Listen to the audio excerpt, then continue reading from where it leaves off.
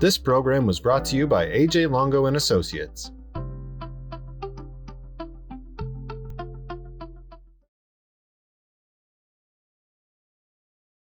From the Pasadena Media Center, good evening. I'm Joe Carbonetta, and this is Arroyo Live. This program is produced by Pasadena Media to help enrich our community through informative and meaningful conversation. You can share your comments with us anytime at arroyolive@pasadenamedia.org.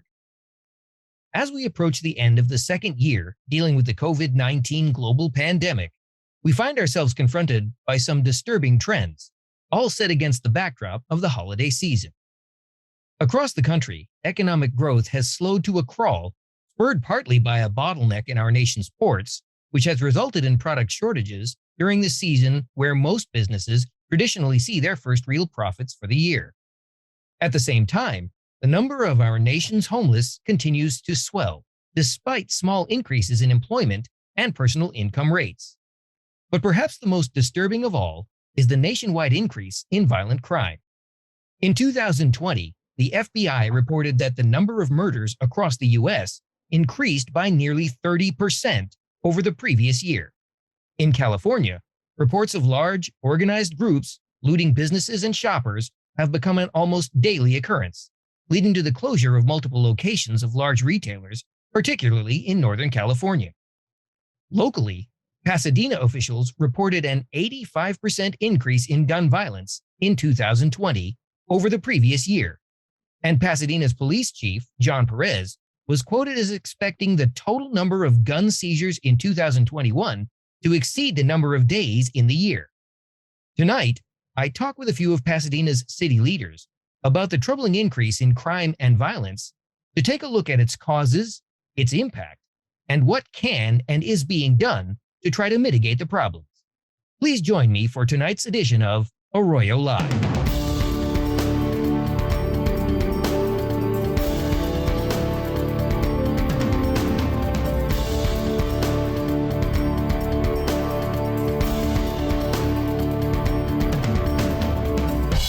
Joining me are Pasadena City Mayor Victor Gordo, Pasadena Deputy Police Chief Cheryl Moody, and Pasadena District 3 City Councilman John Kennedy. Thank you all for joining me this evening. Thank you for having us. Thanks, Joe. Well, let's begin by talking about the increase in crime that we are seeing not only in Pasadena, but really across the country, although we're going to focus for tonight's conversation on Pasadena. This year alone, we've had over 70 shootings compared to 60 last year.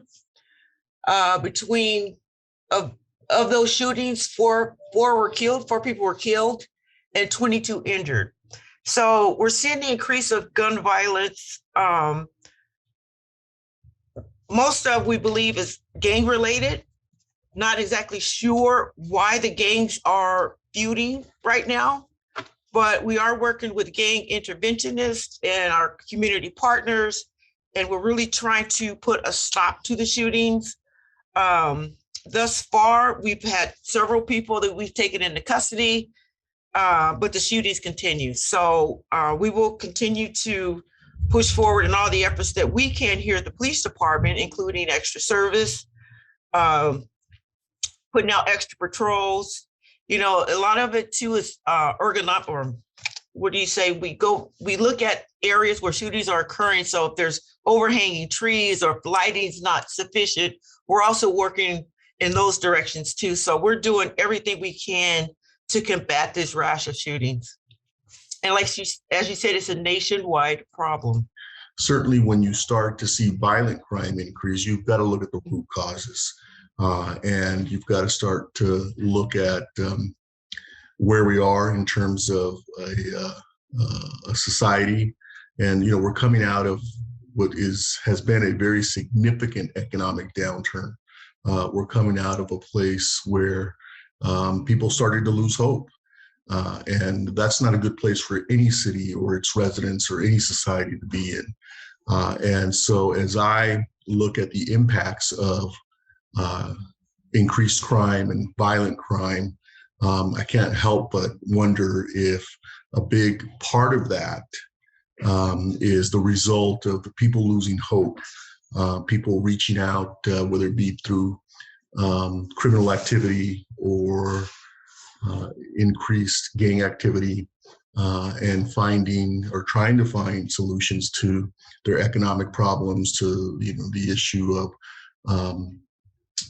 finding hope where maybe they haven't seen it in the last few years.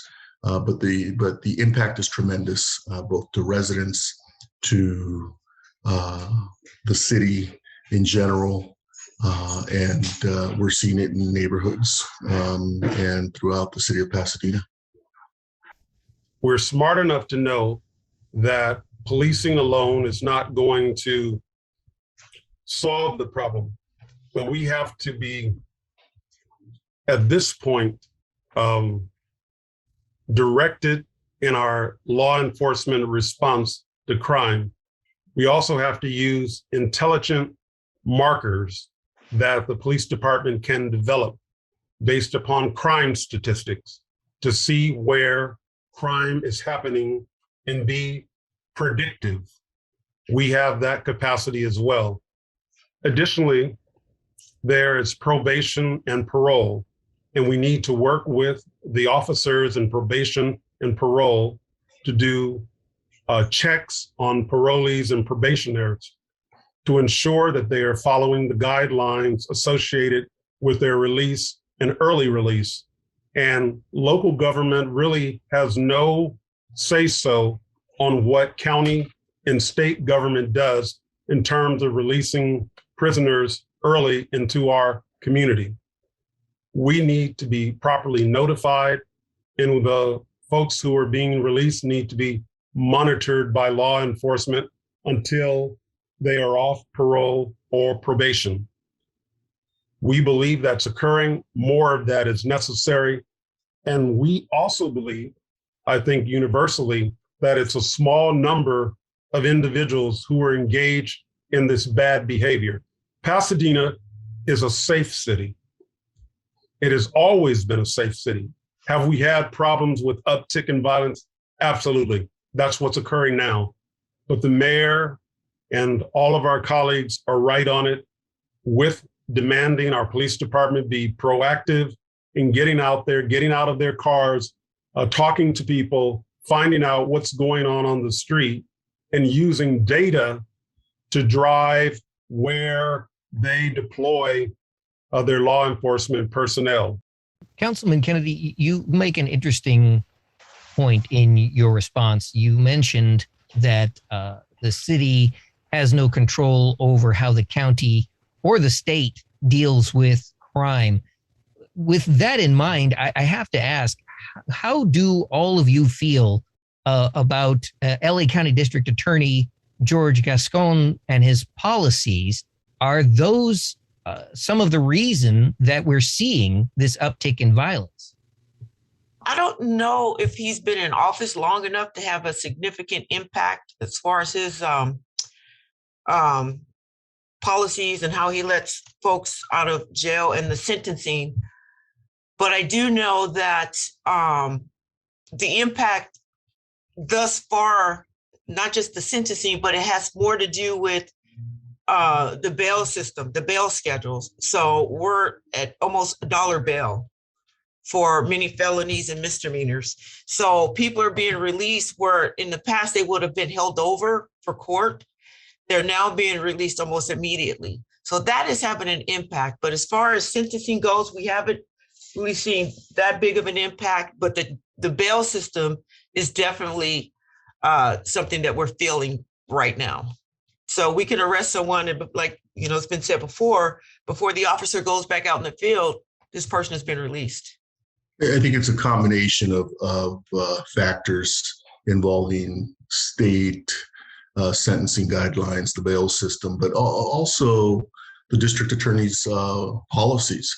I mean, let's face it, we're not seeing the level of prosecution that we've seen for past petty crimes. And often that translates to more serious crimes being committed in our neighborhoods. When We've all seen that type of petty crime in our neighborhoods. We expect that prosecutors will prosecute those crimes as a deterrent, as a means of bringing people to face the consequences of that activity. But we're simply not seeing that. And so I am concerned about Mr. Gascon's policies. That combined with the state bail schedule and some of the sentencing guidelines has got me very concerned about the continued criminal activity in and around our community. We have a $10,000 reward that the city council approved for information that will lead to the arrest and prosecution and conviction of those who are doing bad in our community. We will renew that $10,000 as it is depleted. We have the commitment of the full council and the mayor on that. And we will get to the bottom of these issues. We're not just throwing up our hands and saying, oh, that's just the way it is. No, it's not the way it is in Pasadena. I've seen the hurt and pain of families who've experienced this gun violence. And it is in part because of ghost guns. Ghost guns are 2 or 3 types of ghost guns. One ghost gun is made by basically a computer. The second ghost gun is made by actual manufacturer who knows that he's going to provide that gun to someone who's involved in nefarious activities. And the third ghost gun is one that is comprised of various parts from different guns. All 3 of them have the same result. They kill people. And we have to have a national policy related to ghost guns. We have to have a state policy related to ghost guns. And we must have a local policy related to ghost guns. If you use a ghost gun in the commission of a crime, or we find you with a ghost gun, you need to go away for a long time because you've told us that you do not want to live in a civilized society. It is disheartening to learn, not just tonight, but for you to learn that we have record seizures of not just ghost guns, but guns off of people from their cars that are fully exposed when the officer stops the car. That's a danger to that person who has the gun, and it's a danger to our police officers as well. And as it relates to the confiscation of those guns, our police officers have performed exceptionally well in terms of interdicting and taking those guns and off the street. We applaud them for that every day, and the applause is not enough because they take their lives into their hands when they confiscate those guns off the streets of Pasadena. Now, having said that, I want to be clear. I want to reiterate, Pasadena is in fact a safe and enjoyable city, whether it's any section of the community, north of the freeway, south of the freeway, east or west. There was an article that was released a little earlier this year that quoted the police chief, John Perez, as talking about over 300 guns being confiscated in the city of Pasadena during 2020, and his expectation, based on the statistics that he was already seeing, that in 2021, they would be confiscating more weapons than there were days in the year. You also brought up the importance of a policy on ghost guns. LA County their city council has just voted to ban the possession, the sale, the transportation of ghost guns within the county of Los Angeles, or within the city of Los Angeles, I'm sorry. But how effective is that? Is that really just, forgive the expression, feel-good legislation? Since, as you point out, people that are in possession of these weapons are doing so because they're trying to skirt the law to begin with, probably because they want to have a weapon for the commission of some type of a crime. Is this really going to make a difference? That legislation alone, of course, is not going to make a huge difference, but it's required And it's required for those who would seek to do wrong to know that they're going to have to face a judge for doing that, for owning a ghost gun, because there's only one reason to own a ghost gun, and that is that to do something bad with the gun and ensure that you cannot be traced by properly purchasing a firearm and going through the 30-day wait period from the state of California. So the short answer is, you're right. It's not going to make a massive difference, but it's just one additional tool that the city of Los Angeles is taking. Hopefully the county in Pasadena will follow suit. We don't believe it's going to solve the problem, but it will make a dent. And particularly if the word gets out that the sentencing for owning a ghost gun is significant, that could possibly have a tremendous impact and make people think twice about owning such a deadly weapon. Well, and the issue of ghost guns should also inform the prosecution of individuals who are in the custody of a ghost gun. You know, it gives some insight into how far an individual is willing to go to hide their criminal activity, and the state of mind upon which they find themselves when they're carrying a ghost gun. And both of those issues should surface as part of the prosecution of any individual carrying a ghost gun.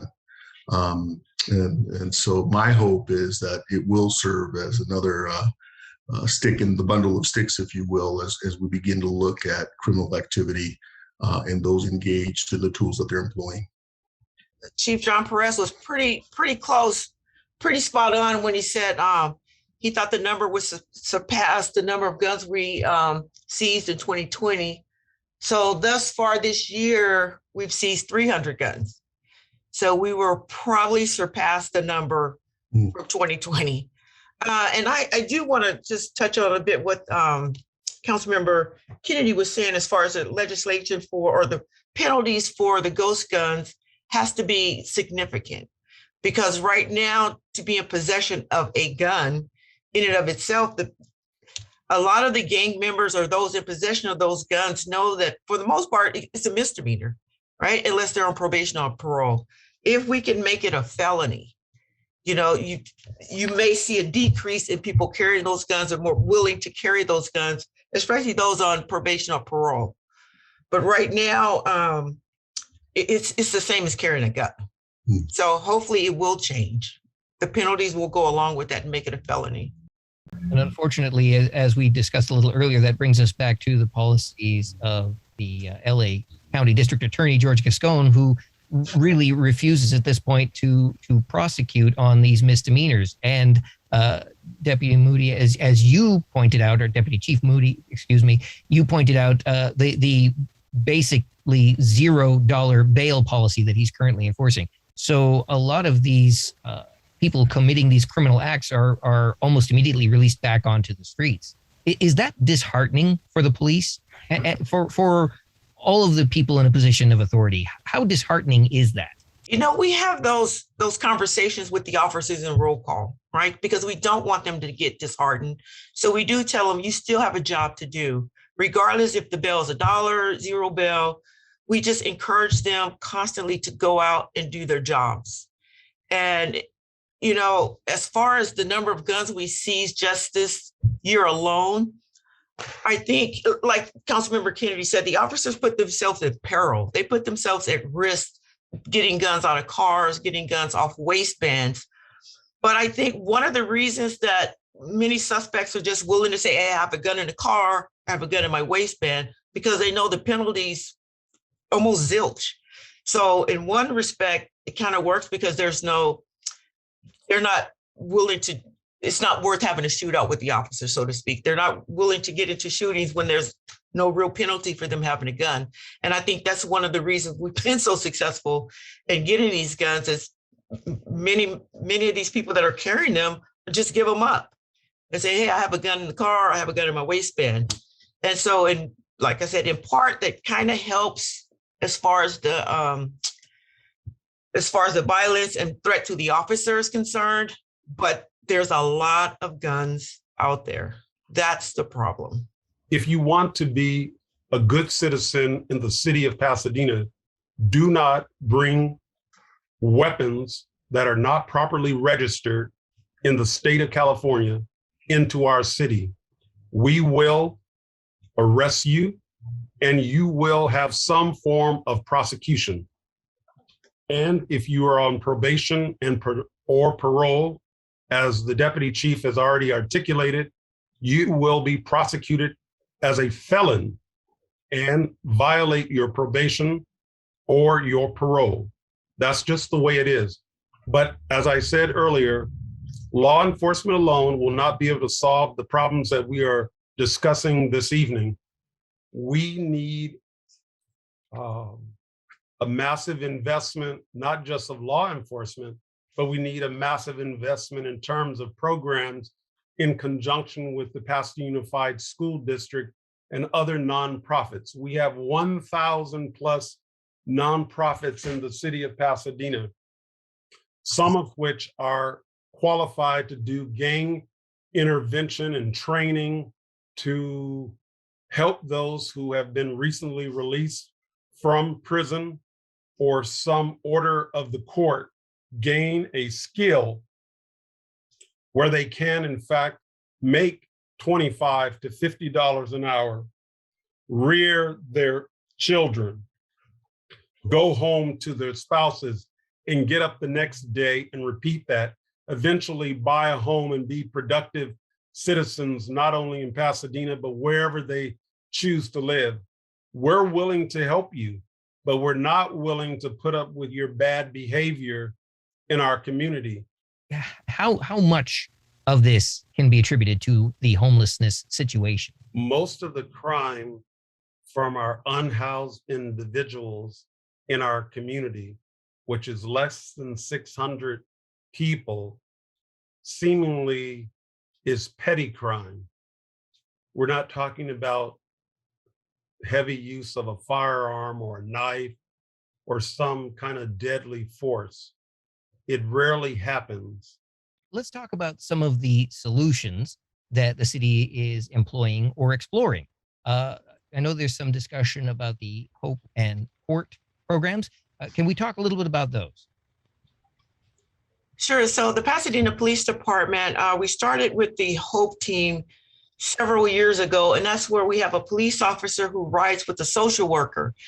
And their goal is to, what their primary mission is to deal with the homeless and look for long-term solutions, particularly those with addictive problems or mental health issues or are in need of just shelter. So this team approach, it's a two-pronged approach to go out, is an outreach. So besides just policing the community, we're also trying to help them with what the mayor said, quality of life issues related to homelessness. And then the city council just approved, or a few months ago, approved a second PORT team. And the PORT team is a Pasadena Outreach Response Team. And it consists of the Pasadena Health Department and the Fire Department. They work together as outreach teams. Now, they will call in law enforcement if needed, but it's what's been talked about now. Instead of sending police to every call where they're not needed, where there's not violence, a part of the incident, that you can send in social workers and those who are more adept at helping with those type of situations, social ills. The PORT team, they're great at that. They help with whatever, if they're having medical conditions. Many times the homeless are suffering from medical conditions where they're not going to the hospital, they're not being treated medically. With the fact that the fire department is part of the PORT team, they can offer that medical, the medical needs of that person right there and then. So I applaud council for doing that, for bringing on a second team, because it only helps the police department with the quality of life issues.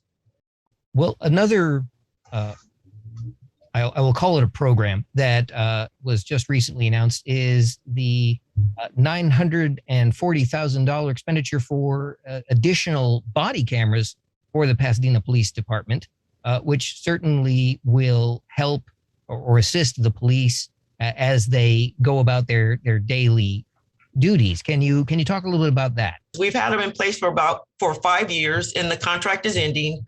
So we're just trying to renew it for the next 5 years.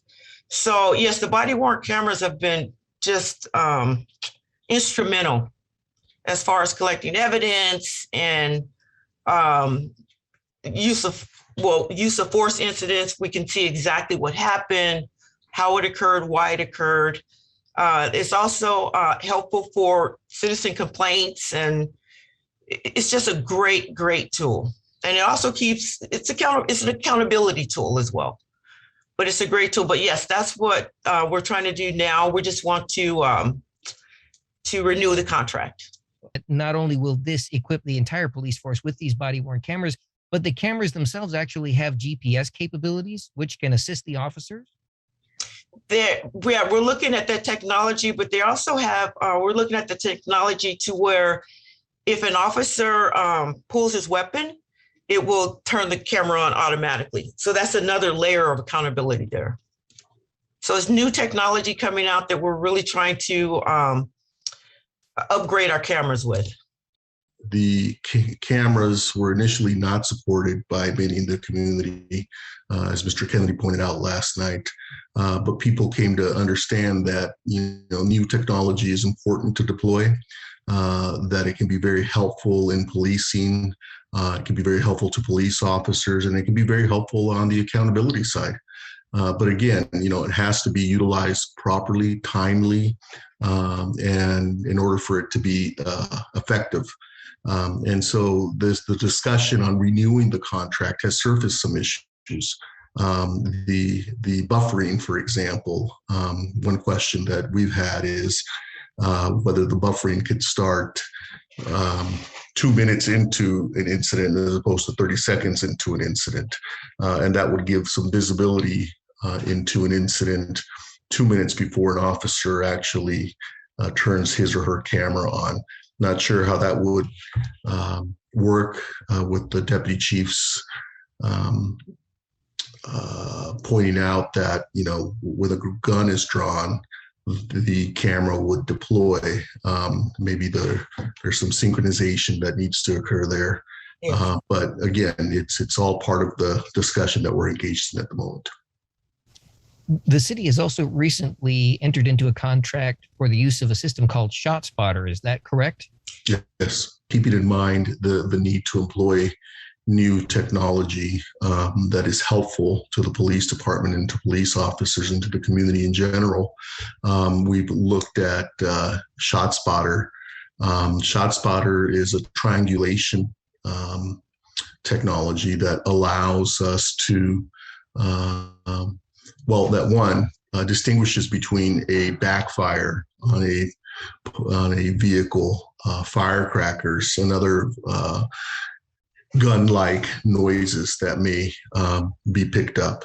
And once it distinguishes between a real weapon being fired and maybe something that sounded like a weapon, it triangulates where that shot is likely to have emanated from. And so you have a more rapid response, hopefully a more effective response from the police department, and a more timely response, whether it's to render aid, whether it's to try and capture individuals who've unlawfully fired a weapon in our city and are now trying to flee, or whether it's to actually capture someone in the commission of a crime.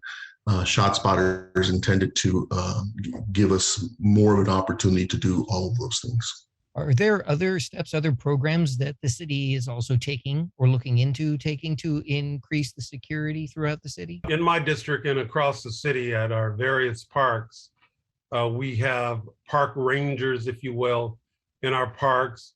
In the case of Robinson Center, Jackie Robinson Center, we've contracted with private security to provide an additional layer of security, eyes and ears and presence to deter bad actors from doing things, not only in the center, but in the park as well.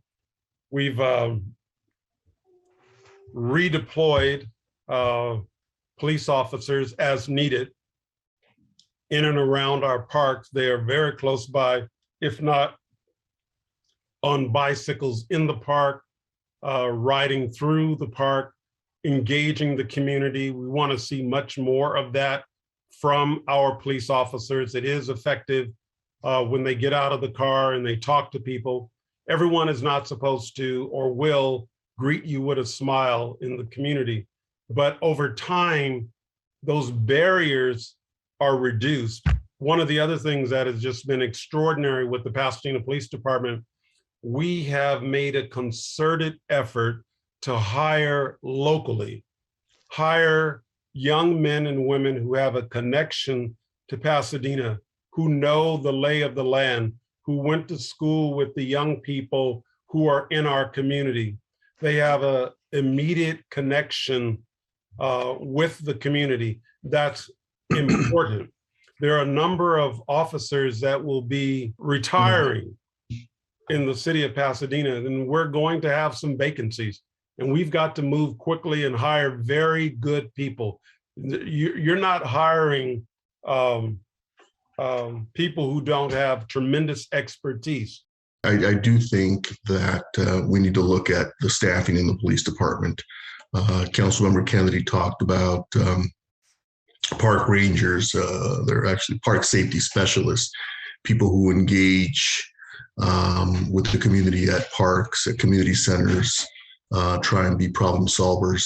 I also think we need to look at the neighborhood action teams that, again, relate with individuals in their neighborhood, either because they're on the bike or on the street, as a means of building community, building relationships between the police department and residents of the city in the community. There has been conversation on and off about installing security cameras in at least some of the city's public parks. Is that still something that's being looked at? We have had camera installations and discussions related to camera installations at a lot of city facilities, including parks and community centers. Cameras that would face away from the public, but maybe still capture activity as it's occurring. One of the problems with cameras is, they're invasive in terms of people's privacy, but also what we don't want is for people to overly rely on them as a means of communicating information to the police department, and that can be a problem. Besides the privacy, besides over-reliance, you also have the issue of cameras that need to be staffed. Again, employing technology is only as good as the end user makes it. And if you have cameras that are not staffed, they give a false sense of security because nobody's keeping their eye on what's occurring behind the lens. And then you could run into other problems. Historically, the community had told the council is that we do not want the cameras. That has changed. Now the community is more receptive to the deployment of cameras in the park. And the recent shooting at Robinson Park really caused a number of people who were anti-cameras in parks to say a yes to them. And so in fact, we've already budgeted funds for camera deployment at Robinson Park. There needs to be standard operating procedures like the mayor had mentioned, to ensure that they're used in a manner in which it's best in class use. And like the mayor said, I want to reiterate this. This is not a panacea in any way, because it's a tertiary collection of data that will be used later in the prosecution of a suspect. It doesn't necessarily help you in the immediate to stop the execution of a crime. It's a collection of data that can be used later to identify who did the crime.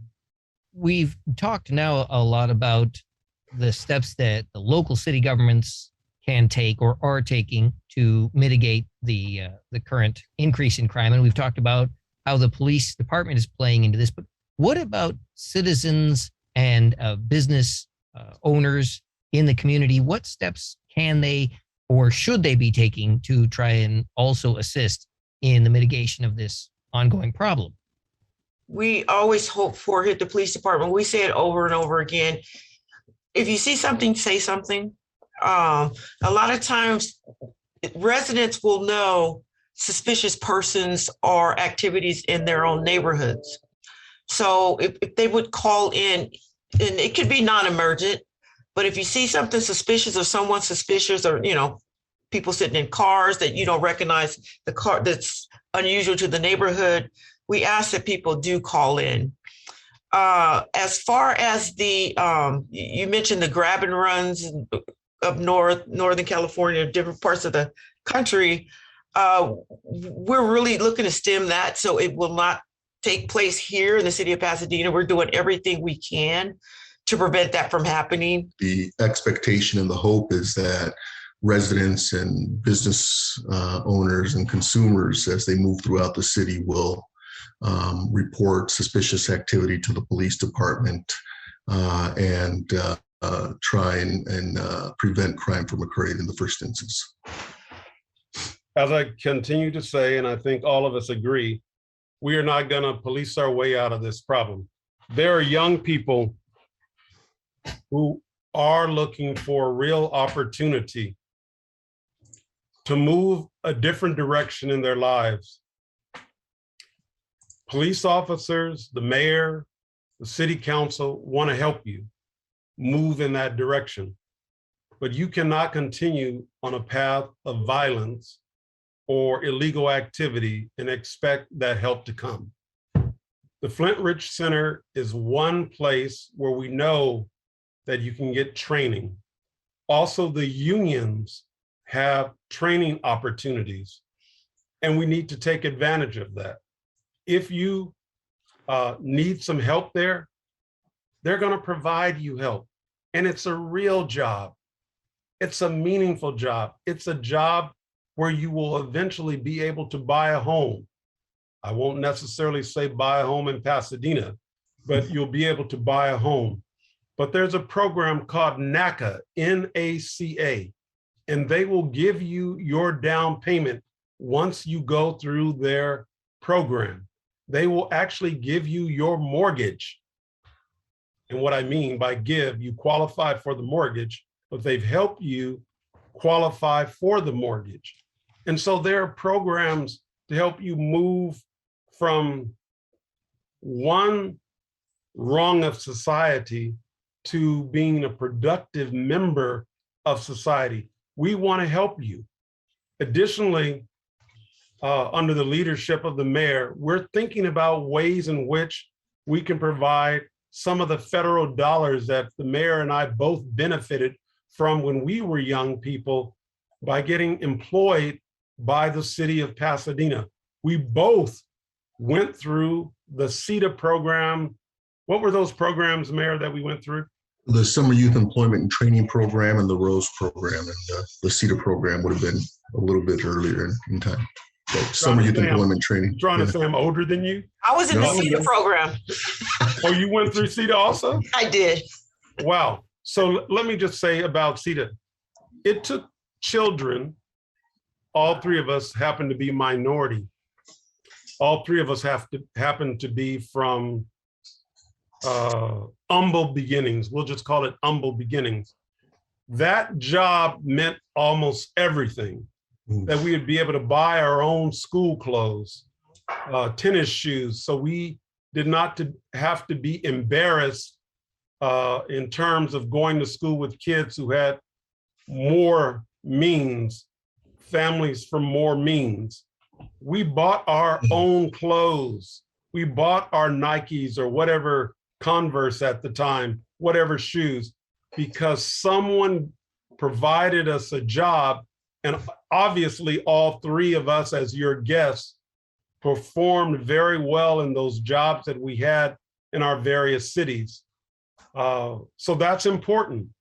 And we still have a Summer Rose program, which is essentially the old CETA program and the Summer Youth Employment Program warmed over and applicable even today. Even during COVID, when you weren't supposed to be making connection with people, those funds were being used to help our young people stay on the straight and narrow. And, you know, the mayor used sports. I used sports at one time.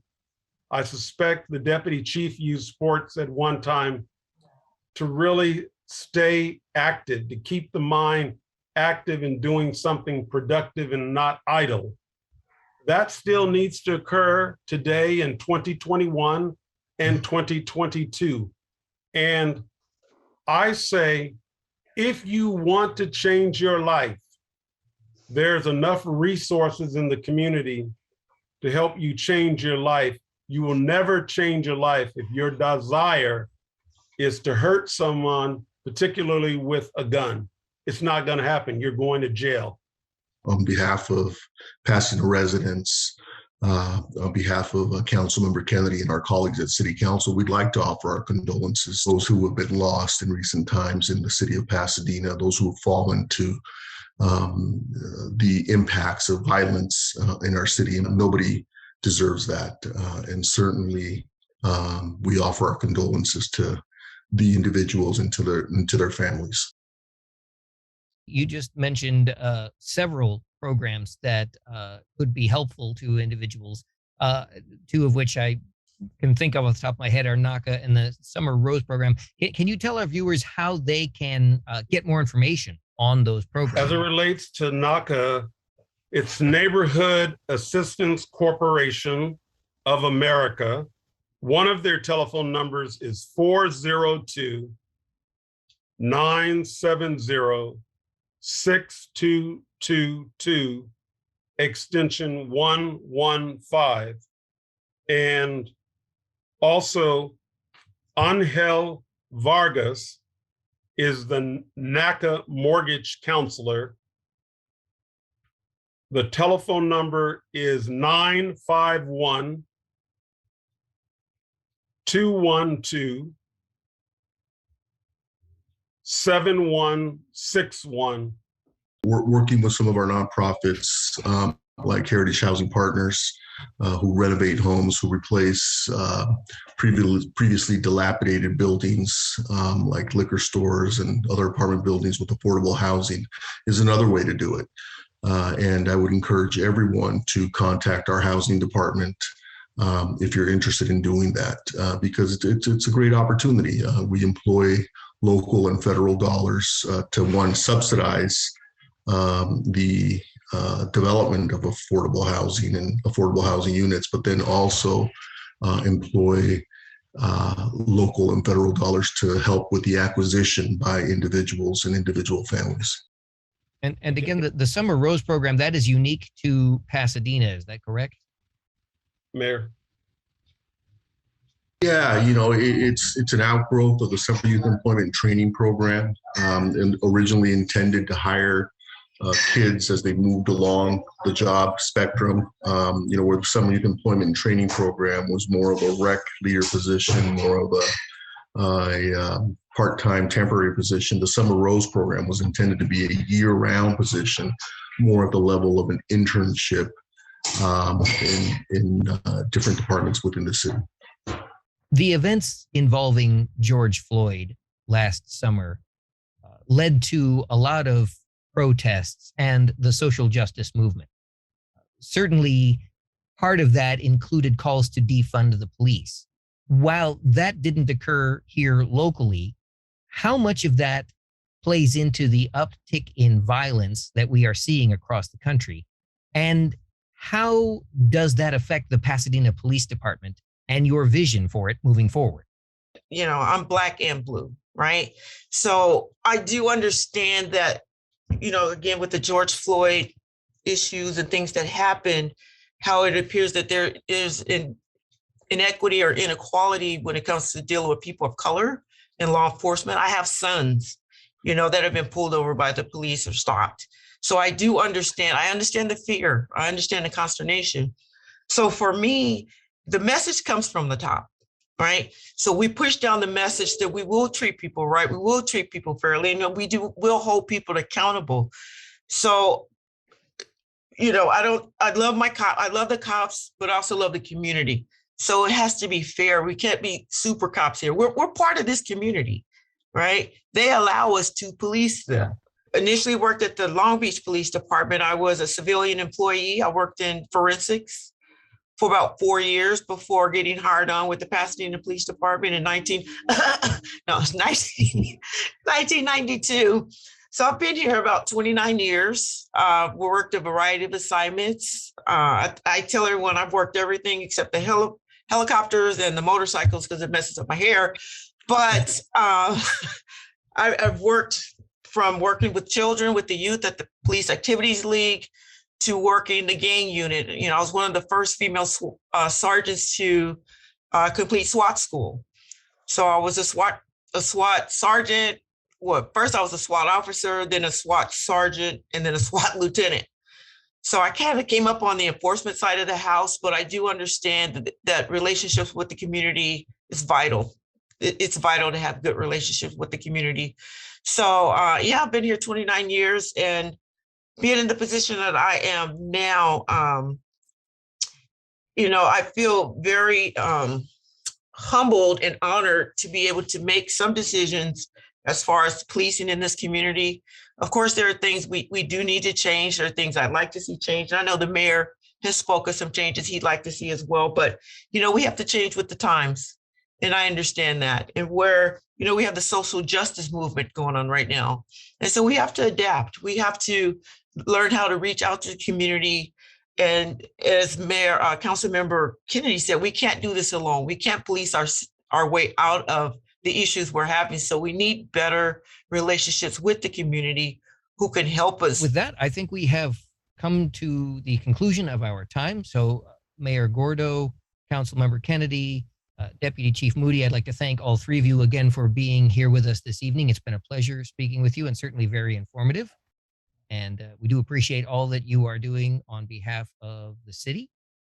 For our viewers at home, if there are topics that you would like to see addressed on this program, you can email them to arroyolive@pasadenamedia.org, and we may include them in a future broadcast.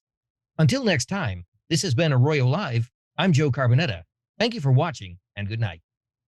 Thank you, Joe. Thank you, Mr. Kennedy. Thank you, Chief. Thank you. Thank you.